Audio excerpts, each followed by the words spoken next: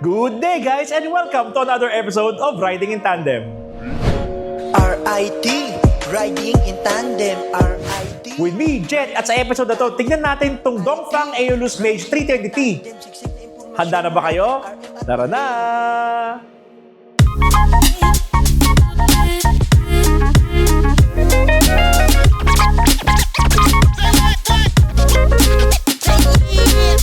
Mga katandem, ito nga pala ang Dongfang Aeolus Mage 320T. Tingnan nyo naman yung design, bold and futuristic kasi ang tinatarget talaga ito ng mga buyers, yung Gen Z. Pero syempre, nag-a-appeal din to sa ating mga titos, di ba? Papakita ko sa inyo kung bakit. Dito sa harap mga katandem, umpisahan ko lang sa design ng grill. Ang ganda ng design ng grill niya, V-shape, na may cameras dito for 360, Aeolus emblem, and Dongfang badge. Tapos meron siyang DRL dito sa may bandang harapan, and yung headlight niya, makikita nyo, singkit na singkit. Napakaliit pero napakalakas niya sa gabi mga katandem, no? At makikita nyo ba yung opening sa baba mga katandem dito sa may lower part ng grill? May napakahabang intercooler dyan, front mount intercooler. Bakit ba siya merong ganito kalaking intercooler? Kasi ang engine nga pala ito mga katandem is 1.5 liter turbocharged engine that puts out 201 horsepower and 305 Newton meters of torque. Dito naman tayo sa gilid mga katandem, kita nyo yung straight line na yung galing sa harapan. Pagdating dito sa may bandang likod, bigla siyang tataas na curve, no? Pag ganyan, pataas. Isang napansin ko ditong feature sa Aeolus Mage 320T ay yung door handles. Tingnan nyo, flash na flash siya, di ba? Pero pag binuksan ko yan, di ba? Nagpa-pop up. Pwede mo nang buksan. Ang side mirrors naman nito, may signal lights and camera for 360. At dito naman sa lower part, may silver accent na nagsiseparate ang doors do sa matte body moldings. Pero mga katandem, aanin mo yung power ng 200 horses kung wala ka namang control. Buti na lang si Dongfang nag-provide ng 235-55 R19 na gulong. Dako naman tayo dito mga katandem sa likod. Dito sa taas, meron siyang functional na rear wing na may dalawang butas na lusutan ng mga hangin. Tapos may third brake lamp siya, defogger, and rear wiper. Yung kanyang taillight naman, continuous yan mga katandem. So pagka nag-park light kayo sa gabi, yung taillight na yan from here going to the other end, tuloy-tuloy yan. Tapos naka-enclose yung Aeolus badge. Ito namang signal lights natin, sequential din yan tulad ng nasa harapan. Tapos dito naman sa may bandang lower part, meron tayong camera for 360, plate light, and syempre, yung power ng 200 kabayo. Dito lalabas yan sa 4 na mufflers. Dito naman meron tayong parking sensors, meron tayong rear fog lamps, and carbon look na diffuser. Ngayon mga katandem, silipin naman natin ang trunk space. Uy! Power tailgate! Di ba mga katandem, ang luwag? May ilaw naman dito sa driver's side at dito may spare tire tayo na donut tire and mga tools mo. At kung nabitin naman kayo sa space, huwag kayong mag-alala. 60-40 ang hati ng upuan nito. Dito naman tayo sa loob mga katandem. Check nyo yung dashboard. Ang ganda. Meron siyang accent dito na may silver na mga diamonds. May 4 na aircon vents. Meron 2 sa gitna at isa sa magkabila ng driver and passenger side. Dito naman tayo sa manibela mga katandem. Ang manibela niya parang gamepad. Flat yung ilalim, tapos sporty yung look niya. Sa left side ng controls, nandyan yung cruise control and pag-answer ng calls. At sa right side naman, nandito ang controls ng inyong infotainment system. Tingnan naman natin yung instrument panel niya. Ang size nga pala ito is 10 inches. May kita mo dyan yung speed, ang RPM, at ang yung gas mileage. Tapos dito naman tayo sa infotainment system. Ang ganda. Portrait style na napakalaki, 13.2 inches. So napaka-intuitive naman niya. Yung controls niya, mabilis. Then yung controls naman ng aircon nasa ilalim, nandyan mo i-adjust yung airflow, yung fan speed at yung thermostat. At dito naman sa center console, may kita mo dyan yung controls ng iyong shifting. Sa bandang taas, andito yung hazard, andito yung park button, reverse, neutral, drive, at ito naman yung inyong shifter. Then nandito naman yung electronic parking brake. Dito naman sa armrest, napakalapad. So kung kailangan nyo ng cup holder na hindi nyo malagay sa gilid, pwede sa gitna, iuusod nyo lang ito mga katandem. Yan. Then pwede nyo siyang iangat, may cooler siya, then pag kailangan nyo ng additional space, yung cup holder niya is detachable. Astig nga pala mga lalagyan nito mga katandem, may floors pa. May ground floor, may mezzanine at may top floor. Dito naman mga katandem sa ilalim, meron tayo 12 volt na lighter socket at may type A na USB port. Yung style nga pala ng upuan nito mga katandem, parang bucket seat, no? Leather siya na perforated na breathable. Tapos ang adjustment ng sa driver's side is electronic, while doon naman sa passenger side is manual. Dito naman tayo sa likod mga katandem, no? I'm sitting comfortably dito. Sa taas ko, meron akong about 1 fist at saka 2 fingers na gap do sa headroom, no? Dito naman sa aking knees, may 1 fist na gap doon sa likod ng driver's seat, going to my knees, no? Pagka nag-slouch ako ng konti, mga katandem, at inaantok ako, ayan, meron pa tayong 3-finger gap. Then, meron nga pala siyang aircon vent, type A na USB port. Sa likod naman ng mga seats, meron tayong package dyan magkabila sa driver and passenger seat. At oo nga pala, may pocket din sa magkabilang gilid. Meron tayong hawakan dito, and map light or reading light. And syempre, hindi rin tayo kinalimutan ng Dongfang, may sabitan magkabila na pillar. Tapos ang design nga pala ng upuan ito mga katandem, parang design din ng upuan sa harap. Parang racing seat din, no? Perforated siya. Hindi mainit kahit leather. For safety naman, 3 ang seatbelt nito and may ISOFIX tethers. Tingin kayo sa taas mga katandem, meron nga pala itong panoramic roof. So napakagandang araw mga katandem, no? Perfect time to test and drive natin tong Dongfang Aeolus Mage 320T. Yun, medyo mahaba kasi pangalan eh. Ngayon mga katandem, no, nilagay ko siya sa sports mode. Sobrang responsive na, talagang dumadamba siya. Sobrang ang lakas talaga mga katandem, no. Ang sarap niya i-drive, yung steering wheel niya, ang sarap hawakan. Tapos hindi siya talagang round, sporty. May flat na part siya sa ilalim, no, which is common na nakita natin sa mga magagandang kotse. Actually ito, napaka-sophisticated ng loob. Ang laki ng infotainment system. Yung dash, ang ganda. May mga diamond na may parang silver dito. Leather din. Then may tweeter speakers and everything. Stitches. And nagustuhan ko rin dito yung upuan. Sporty. Medyo stiff ng konti. Hindi din ganong katigas. Katamtaman lang. Talagang yakap na yakap sa likod ko. Napakaganda. Yan. So dito tayo sa urban area, I mean sa medyo ma-traffic at medyo titingnan natin siya. So ang napapansin ko dito mga tandem, pag medyo mabigat ang paa mo rito, talagang idadambakan ito, grabe.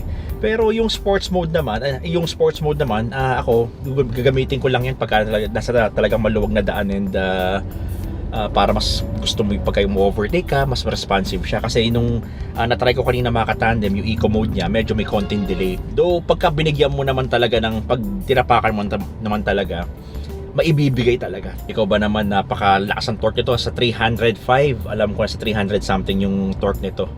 Ramdam ko yun mga katandem dito. And this is a sports SUV for me. Small sports na SUV. Pero ang feeling ko para akong may kotse, parang nasa sedan kayo or nasa kotse ka rin. Tama lang yung taas niya for me. Though ako kasi, makatandem na sanay ako sa mataas na sasakyan. Parang tama lang to sa akin. Kasi pagka sumasakay na ako makatandem sa mga small cars like sedan, mga hatchback, naliliit na nabababaan na ako. Feeling ko nakaupo ako sa kalsada. So I think ito, pasok sa taste ko to. Though much better sana. Hopefully naman Dongfang will release a PHEV or kahit na hybrid version nito, kasi tingin ko right now with the current trend, talagang ngayon hype, hindi man hype pero talagang tumataas talaga ang sale ng mga hybrid ngayon kasi syempre with the rising cost of fuel and PMS din, okay na rin kasing hybrid ngayon. Pero though ito kahit turbocharge ito, meron pa rin talagang mga tao na naghahanap ng raw power ng ng makina at saka ng turbocharger. Well, isa na ako doon. Syempre it's nice din na magkaroon ka ng hybrid, no? Yan. So ito, grabe, sports mode, napaka-responsive. Kita niyo yung mga tandem. Pinapasandal niya talaga ako. Pag binigyan mo, talagang mapapasandal ka eh. O, tingnan nyo ito mga tandem, ha. Oh. Yung mga ganun ang gusto ko eh. Parang siya, pinapatibok niya yung puso ko mga tandem. Minsan na lang tumibok ang puso ko eh. Syempre sa may bahay ko, si Queen. Kasama ko siya ngayon mga tandem. So yun, isa siya sa nagpatibok ng puso ko. Tsaka yung mga ganitong instances, tumitibok ang puso ko. So far, dito pa rin tayo sa may urban area. Discuss ko lang, no. Dito kasi sa manibela niya, meron andito yung controls ng cruise control, controls ng infotainment system, and dito rin yung sports mode. So from here, pwede mong i-switch to sports mode. Yan. Pero meron din siyang pwede mo rin siyang i-switch sa settings, sa car settings. Nandito sa yan. Okay, nandito sa express operation. Pag pinindot mo yung icon ng kotse, Andun siya sa may driving mode right now we're on normal. Dito rin pala sa sa car settings niya, sa express operation, nandiyan yung mga shortcut eh. So andyan yung traction control, hill descent assist, rear tailgate, pwede mo ring buksan from here sa screen. Yun, daytime running light, kung gusto mo siya naka-on during daytime, pwede mo rin siyang i-off, di ba? Then tire pressure, dito rin control, exterior lighting, nandyan din lahat. Gaya rin na na-discuss ko doon sa walk around video, yon discuss natin itong infotainment system and some of the settings, no. Yan. So ngayon, express operation tayo. Let's drive on normal mode na muna. Kasi kanina talagang ako, ewan ko tinrive ko siya ng medyo malapit lang, short distance na normal. Pero syempre, alam mo naman tayo, kating-kating na tayo mag sports mode. So parang hindi ko pa gaano nagagamay yung normal, ini-sports mode ko kagad. Kasi ang saya niya. So ngayon normal muna tayo. Huwag ba tayo masyadong excited, no, mga katandem. So ngayon normal. Ayan, normal. Perfect for city driving, normal. Though andun pa rin yung response, pero yung talon, yung sensitivity ng throttle is much less. So perfect to for that controlled acceleration.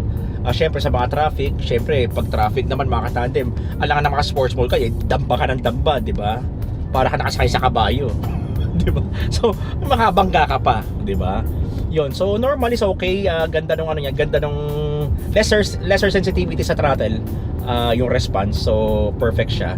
Pero mga katandem, when handling this kind of cars, especially when you're a new driver, maganda, gamahin mo ng gusto yung response na accelerator, braking, and everything, yung mga sakyan, which is dapat naman talaga natin ginagawa pagka tayo, mga baguhan tayo. Pero sa mga batikan na, sa mga experienced driver, I would also still exercise caution. Syempre, huwag tayong pa-overconfident kasi minsan, hindi minsan, kadalasan pagka overconfident ka, doon nangyayari yung mga hindi natin inaasahan So I would say, kahit experience ka, still take caution. Pakiramdaman pa rin yung kotse until such time na confident ka na, but don't be overconfident, mga katandem, no? So balik tayo sa driving ng normal mode. Yun, yun napansin ko, maganda yung niya, yung response niya. Pero tignan natin ngayon kung pag binigyan ko siya, kung meron ba siyang sipa. Tingnan mo sipa, normal mode. Oh yes, definitely meron, pero though ang napansin ko doon, medyo may delay ng konti, mga katandem, no? May delay ng konti, pero meron. Hindi siya ganun kasing lakas ng hindi siya ganun ka-sensitive tulad ng sports mode, pero grabe, mga katandem, as in talagang tuloy-tuloy pagka sumipa siya. Yan, napansin ko rin mga katandem, hindi ko pa siya natatry, though ayoko naman din i-try kasi I would definitely exceed yung speed limit, no. Napansin ko kasi dito, mga katandem, like discuss ko sa walk around, yung intercooler niya, no, yung front mount intercooler niya, or FMIC, sa mga technical folks natin dyan, is malaki. I would say, just looking at it, parang mas malaki pa yung FMIC nito or front mount intercooler nito sa Montero ko. Yun, so yun, mas malaki siya, yung front mount intercooler niya. I would say siguro mataas-taas ang malaki-laki ang pressure nito or PSI nito. Parang tingin ko, mga katande, pag binaon mong ang accelerator to, hindi ka mauubusan ng boost. Matatry natin mamaya, pero at a certain point lang, mga katandem, kasi syempre, let's also practice safety, lalo na ngayon. Kasama ko ang aking little princess na si AC and aking may bahay na si Queen. So yan, ngayon babiyahe kami ng papunta kami ng Cainta. Yun, pibisitahin natin ang ating isa sa mga Ceramax dealers doon, ang Ceramax Cainta. Shoutout kay Junior Velasquez, CNJ Auto Sound. Yan, mga katandem, pagka kayo nasa Rizal area at need nyo ng Ceramax products like tint, PPF, and ceramic coating, tawag lang kayo sa Ceramax Cainta or contact Junior Velasquez, or pwede nyo rin i-message yung CNJ Auto Sound. And also, pag kailangan nyo ng malupit na sound system, pang laban, pang competition, or pang personal man, hit them up. Napakaganda ng mga brands nila, napakaganda ng quality ng gawa nila. Ibibigay na lang din namin yung contact dito sa baba. And also, since andito naman tayo sa bandang subdivision, tumasok tayo ng subdivision. Dito kasi may mga humps and medyo yung road is medyo bumpy. So, gusto ko lang, I would like to take this time or this opportunity to discuss yung suspension naman. So far, sa unang humps, hindi ko masyadong napansin ito. Uy, malambot yung harap. And yung likod, sakto lang yung likod, no? I would say this is on medyo nasa sporty side siguro yung suspension niya, I would say. Gusto ko siyang malaman mamaya kasi dito sa Villar City may mga may mga curbs. Check natin yung body roll niya, kung minimal lang din, 'di ba? Siyempre, mas mataas sa sasakyan mo, mas malambot din ang suspension, may mas malaking chance na may body roll ka. Pero that depends on the structure ng or sa setup ng suspension. Yan. But so far, I'm satisfied. Wala siyang tagtag. May laban yung suspension niya. We're still driving under normal mode. Napakaganda ng response niya. Sakto-sakto. Actually, baka makatandem makontento na kayo sa normal mode pa lang. Okay. Pero try ko nga ulit. Try natin yung sports mode. Try natin. Iba yung response sports mode Ayun Yes, sports mode, definitely. Ito, pagka yung mga tipong gusto mo lang maglaro-laro, yan, maganda sa track. Ang ganda ng response ng accelerator. As in, talagang andun yung power kaagad. Instantaneous. Mas instantaneous siya compared kay normal mode. Sobra. Yan. Yup. And I like the engine whine. I like the power, yung roar ng engine. Yun ang mamimiss mo sa hybrid. Ay nako, talaga pinapatibok niya ang puso ko, mga katandem. Yan, so hindi tayo. Ito na yung part na may mga curves. So tatry natin. Yan. And you would also see, pagka naka sports mode ka, you would also see it on your instrument panel, naka sport siya. And then it's red, no? Pag naka normal, alam ko magi-green siya normal, yeah, it's blue and green. Yan, balik natin sa sport. Siyempre, nag-enjoy pa ako sa response. Yan, medyo natin ako sa kurbada. Yup. It's like a sports car, mga katandem. Ay, sarap. Wala siyang body roll. Talagang tumatayo-tayo yung suspension. Kasi para kang may sports car. Yes. And syempre it helps, no? Kasi napansin ko rito, naka 235. Syempre with that kind of torque and horsepower, you need a good set of tires which is yung magiging control mo. Sabi nga ng I heard isa sa mga slogan to power is nothing without control. So aning mo yung gatong horses, kung hindi mo naman siya makontrol, baliwala. So control yung traction, wala. Though naka-off ko actually naka-off yung traction control So, ganda, sarap niya laruin. And ito na, napansin ko, going back to the suspension, grabe. Yung bounce niya, controlled. Hindi siya, in a sense, komportable siya pero controlled Kasi, ewan ko hindi ko ma-explain malambot siya, komportable suspension, pero kahit maalon, hindi mo masyado maramdaman. Pero pag niliko mo talaga siya, laban na laban. I mean, it helps din kasi pagka naka wide tires ka Tapos, wala talaga. Sorry, I'm lost for words Gusto ko siya. Gusto ko yung performance ng suspension niya, yung steering, control. Yung steering niya, actually, inilagay ko sa sports Sa sports yung steering niya, hindi siya ganun kagaan. So maganda, meron siya may konting laban siya. And pagka ako from low speed, bigla akong binaon yung hindi ko masyadong nararamdaman yung torque sa torque steering yung kumbaga parang nagwawala yung manibela mo, straight pa rin siya. Doon naramdaman ko yun nung sa isang setting So right now on sport hindi ko siya nararamdaman. So ganda ng control, mga katandem, especially in curves. And ang isa pang ko dito, mga katandem, though pag napansin nyo, parang ang lilit ng bintana niya, pero wala akong makita, hindi ko makita na may mga kotse kasi, may mga ano kasi na ang laki ng blind spot eh. Pero ito maganda yung vision, kita-kita ko lahat. Side mirrors are clear, walang obstruction. So totoo lang, madali siyang i-drive for me.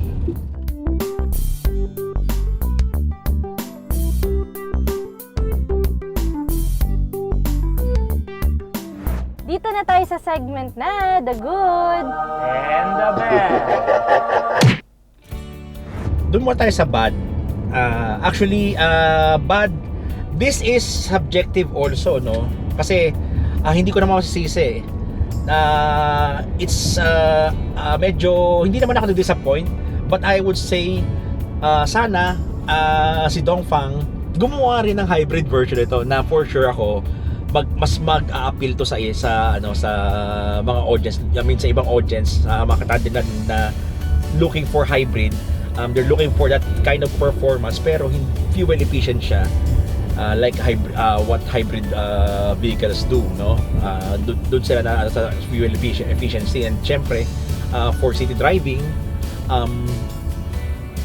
sobrang tipid niya kasi pwede mong gamitin yung EV mode lang, no? Hindi siya gagamit ng gas.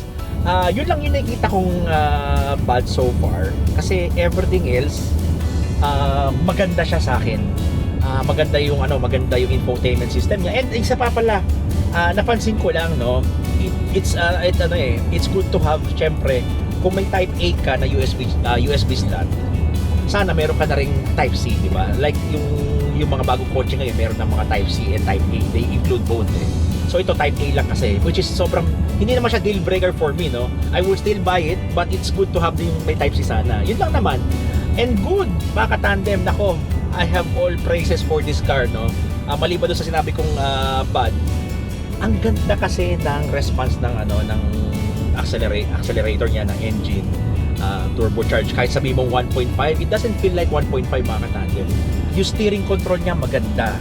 Comfort ng suspension niya and seats maganda. Yung spacing ng passenger sa likod, dito sa driver's side, may 360 cam siya, malaki yung infotainment system, may cruise control. Lahat dito na mga katandem power, comfort, and luxury for me. Kasi maluwag kahit nakaslouch ako sa likod, mga katandem, kasyang-kasya, meron pa mga 2-3 finger gap yung Nico do sa likod ng ng passenger tsaka ng driver seat yun. And plus din kasi sa akin to, mga katandem, ang ganda rin kasi ng ewan ko, nagugustuhan ko ngayon, dati ayoko pero ngayon nagugustuhan ko yung mga sunroof.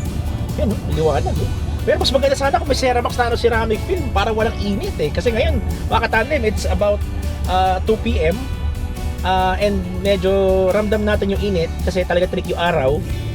Yan, sana merong 99% heat rejection na Ceramax Philippines, no? Nandito yung contact number namin sa baba. If you want to know more, we also have ceramic coating and PPF as well. Pati yung ibang service like interior, exterior detailing, and also headlights upgrade done by yours truly. Di ba? Special case sa akin, mga katandem. So yun. So I would say, mga katandem, no, definitely i-test drive nyo, mga katandem. Matutuwa kayo, lalo na pagka dinala nyo sa expressway. Matutuwa kayo, mga katandem. Maraming salamat nga pala sa Dongfang Philippines sa Rigaldo Motors sa pagpapahiram sa atin ng Dongfang Aeolus Mage 320T. Maraming salamat sa panonood, mga katandem, at sana may natutunan ulit kayo sa video na to. Next video na! RIT, riding in tandem. RIT, riding in tandem. RIT, riding in tandem. Siksik na impormasyon mula kay RM at Elaine. RIT,